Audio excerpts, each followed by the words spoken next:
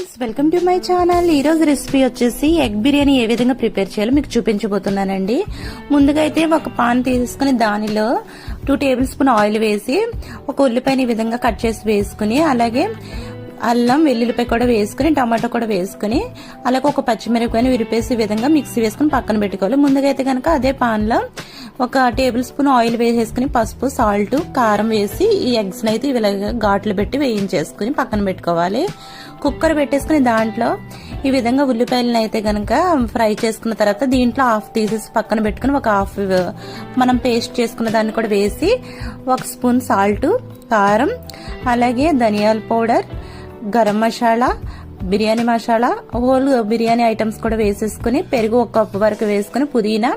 కొత్తిమీర కూడా వేసుకుని, సాల్ట్ వేసుకుని, నానబెట్టుకున్న రైస్ ని ఇందులో వేసేసుకుని మొత్తం అంతా కలుపుకుని దీంట్లో 1.5 గ్లాస్ వాటర్ అయితే యాడ్ చేసుకుని కుక్కర్ లో